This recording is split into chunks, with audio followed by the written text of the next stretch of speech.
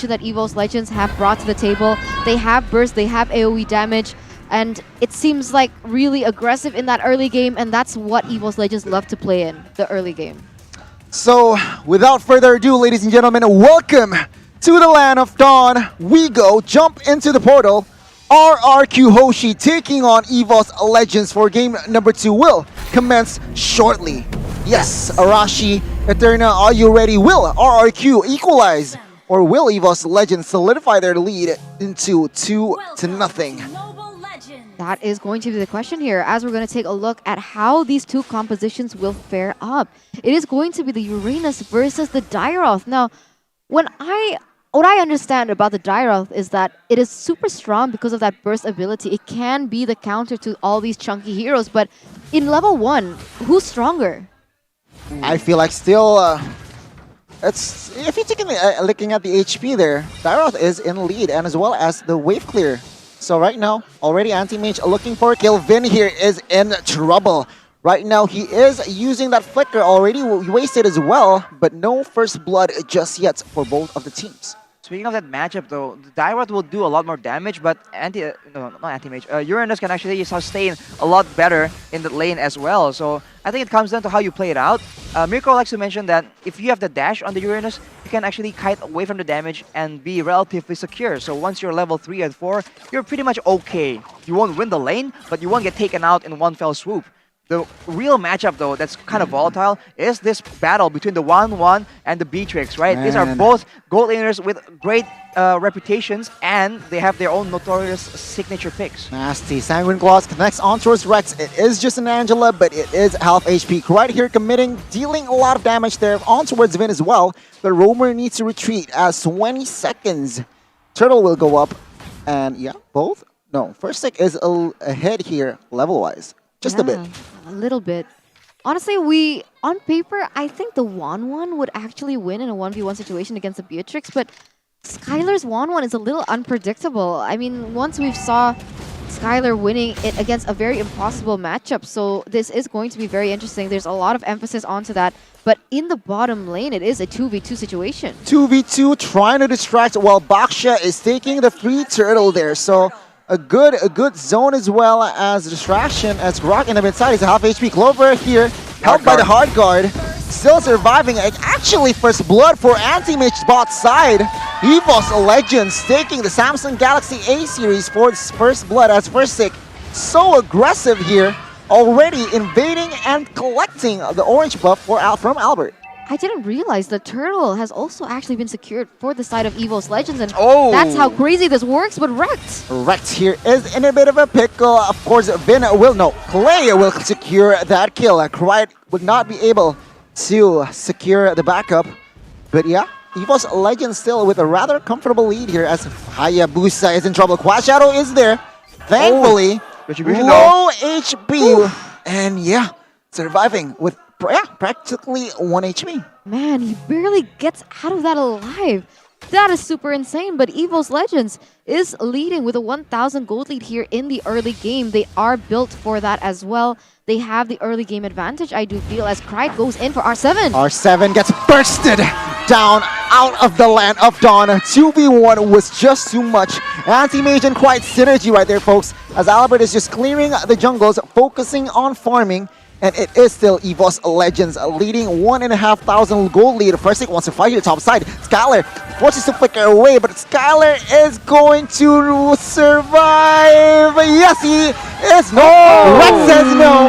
Skylar falls, and it will be once again a pick-off for side of EVOS Legends. The White Tigers showing their class here in the first 4 minutes. Meanwhile, that's happening. EVOS Legends have actually been able to take that tower in that bottom side, so Dairoth is really owning that lane, being able to push so far. And now EVOS Legends, they're sitting at a 2,500 gold lead as they do have dominance there in that top side. So EVOS Legends, they're going crazy, but Albert seems to want to say no to this. And all the while that this is happening, Firstick, look where Firstick is on the map. Objective. Already on that objective, already secured that objective, and this is how fast-paced EVOS Legends are right now. Yeah, right now, Sanguine Claws does not connect there. I feel like in this game, EVOS Legends, you want to play our game, I can do better here as RRQ. They are playing that Cecilion though, so Somehow they do not mind going to the late game, but remember, EVOS Legends, right now they are already at a comfortable 3,000 goal lead here. RRQ needs to be aware of that and be more careful of that goal lead, and as well as objective. I feel like Anti-Mage could be targeted here, but is it the right target right now? 3-on-1 situation. Shadowkill is there. Hardcore is there to help his life. Oh no! Anti-Mage surviving that one as Firstick wants war right now, as Clay perhaps is going to be the target. Does not connect just yet as Anti-Mage comes in, wants to fight, force R7 to use the flicker as Vin has nowhere to go. Right secures the kill. EVOS Legends outclassing RRQ, the Kings of Kings here, minute number 5. EVOS Legends, 3,300 gold lead, 4-1 in kills as RRQ Albert here, he needs to be careful. I do understand there isn't much of a CC that can really pin him down, but so far, even despite that, Albert has not had much of an impact. 0-0-0 KDA, and you can see here on screen Clover once again. The eye on the prize, the eye on the objectives, really pushing the speed of EVOS Legends.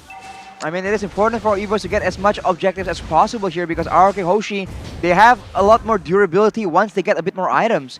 Of all the plans you can actually imagine for EVOS Legends, who would have thought it's to burst down the Uranus, right? That's been their plan. They've done it twice. They've taken the turret as well. And so R7 is severely behind and he is not able to become the main front line, allowing Skylar to get jumped on. Skylar might get picked off here. Skylar, Firstick and Rex is just too deadly for that marksman. He gets taken down. Skylar, why are you sleeping, my guy? 0-0. Minute number 6 is not good. Anti-Mage already invading the buffs. RRQ has no response. He forces to use the retribution there. And of course, yeah, Firstick will secure the turtle in the bot side. One man down. It is going to be deficit for the side of RRQ Hoshi. Another turtle has been taken by the side of EVOS Legends. The turtle slain by the Samsung Galaxy A series. The third turtle in this particular game here in that 7th minute. And look at that. EVOS Legends going in once again. Targeting Rex there. Albert trying to find the opening and does not connect just yet. As Clover trying to open the crossbow of Tang here. Vin might be the target. Wild Charge forced to use, and yeah, Vin just obliterated off the map. Once again, EVOS Legends very, very strong here. 7,000 gold lead, and it looks like they want more. So much damage has already been done, but oh my god! Get that hero out of here, my guy. Christ! Just obliterates Albert. Out of nowhere, mind you. Like, Yin Yang Overturn comes into clutch, is able to take down the Hayabusa of all members. Such a beautiful display of mechanics. The secret weapon that Krite has really just shadowed up until now. Man, oh man. That is what you can do when your team has so much control, right? That Baxia Angela is so obnoxious and everyone else can actually pressure with no repercussion. Clover has been very, very aggressive because if he gets jumped on, the hard guard is for sure there to help him out. As we say that, Albert goes in. Albert goes in. R7 will not be able to escape this one. Firstick says bye-bye as EVOS Legends spamming the emotes as well. They are disrespecting the Kings of Kings here. 8,000 gold lead already in hand. 25 seconds to the next Lord. Not the next, the first Lord, mind you. But yeah, EVOS Legends once again here. Comfortable lead. Comfortable lead. Comfortable lead. Look at that. 8,000 gold lead, guys. This is quite intense. Quite even worse than the first game this time around. But we'll see what happens. The tower definitely goes down, falls down like ashes for the side of EVOS Legends. And now they're sitting at a 9,000 gold lead, just in time to push all those minion waves in order to secure this Lord. Alright, and now RRQ Hoshi can't leave the base, and even if they do, you see Krite making moves, right, trying to zone RRQ Hoshi away. Vin will try and see if he can find something, but Clover is on him almost immediately. Vin forced to use that wild charge, even though Clover will definitely pick up that kill. 1-0, plus the Lord. EVOS Legends will definitely, and I mean definitely, win this one. Albert trying to play the outside game here as his team is pressured heavily. And yeah, all 5 members are on this guy here practically. Albert trying to buy time for his teammates here, using the quad shadow just to juke around, buying time. And of course, yeah, gets caught immediately here. Shadow kill is somehow forced. Albert will not be able to escape. Clover will execute the person as, yeah, Buying time, sure, bought some time, but it is still Lord marching down in the mid side. Not much time bought, to be honest. That might have been a mistake made by Albert, as the Lord is marching down there in the mid side. The siege is about to come, the calm before the storm, and Krite goes in! Krite goes in, but it will be actually Krite picked off. Right now, Clover, again, trying to find the target for that crossbow of Tank. No connections just yet. But it will be actually RRQ surviving with with 3 base turrets intact. Yeah, that was a very bold play by Krite, and he didn't land the yin-yang overturn, and he gets punished for it. And that is not something you want to have happen. Right now, it's only him that actually gave up a shutdown. But if everyone else gets shut down as well, that is a very easy gold swing. That is how the game usually is worked out, right? So RRQ Hoshi, they're still waiting for the opportunities. They have a lot stronger of a late game. Although I do question how well the Sicilian and the Beatrix can deal with this full tank Baxia. Yeah, not looking too good here, as you can see here. Players gold by Livin by Mandiri. All 5 members from side of EVOS Legends are in the top 5. Meanwhile, bottom 5 is all RRQ. They are so behind here, Eterna. What can they do, perhaps? I don't know. I mean, at this stage, I guess their best bet is to really depend on the Sicilian, but even so, the Sicilian can easily be bursted down by the yin-yang overturn coming in from that Kagura, but first it goes in aggressively. Ursic once more. Clay is going to be the target here with alongside as Angela, but Ansime just jumps in, picks off the kill. Krite as well, joining the party, picks up a double kill. Ooh. Nasty Kagura. In the mid side though, Clover trying to clear the objective here in this bait turret and gets the objective as well. Only 2 members here from side of RRQ defending. Albert, Skylar, will they be able to defend this one in the mid side? Krite Fursic looking for the end as Fursic bursted down. Yeah, and it is going to be EVOS Legends taking the second game as well. 2-0. 2-0, Gani Arashi. 2-0 is the name of the game here for the side of EVOS Legends with a